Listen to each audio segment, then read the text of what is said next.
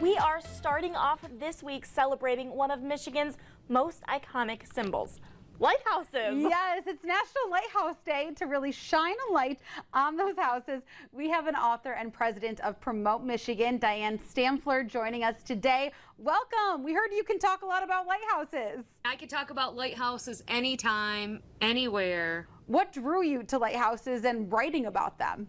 Well, I had been working at an organization in Grand Rapids called the West Michigan Tourist Association.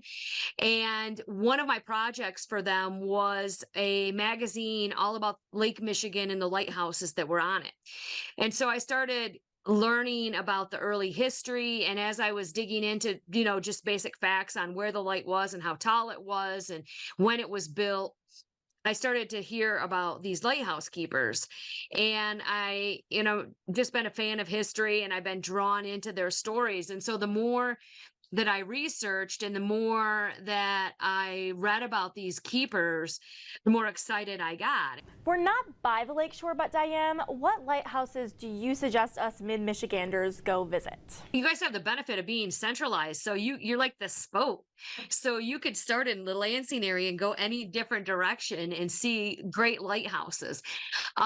One that's really neat to visit is Fort Gratiot, which is in Port Huron. And this was built in 1825.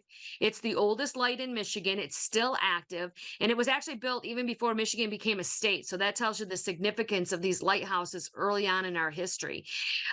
It's operated by Port Huron Museum. So you can go through the keeper's residence. You can go through the tower. If you head over to Lake Michigan, there's several in the middle part of the state. Big Sobble is in Ludington, Little Sobble's in Mears, and White River Light Station is in Whitehall, and they're all operated by the same historical group, and they're all open for tours, I think around from May to October, and you can climb the towers.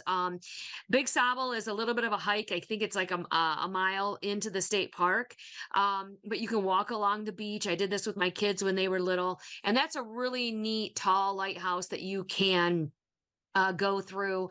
And, we've got so many different experiences. If you really want to take a really cool road trip, and you mentioned the Upper Peninsula, if you go to Big Bay, which is northwest of Marquette, is the only lighthouse bed and breakfast operating right now. It's called the Big Bay Point Lighthouse. Well, as we celebrate and visit these lighthouses today and year-round, really, why is it important that we continue to support these iconic structures that we're so lucky to have?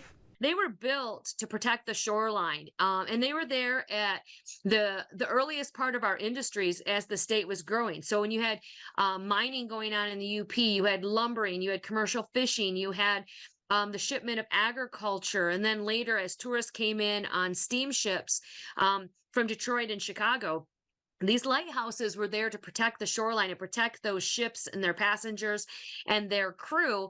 And while we have GPS today and technology that kind of makes these lighthouses obsolete in some ways, they tell a story of our early history. And, just like historic churches or historic buildings in the downtown area of Detroit, let's say, or historic mansions that we have, they all are part of our history. Thank you so much for joining us. History buffs really appreciate it. Yes.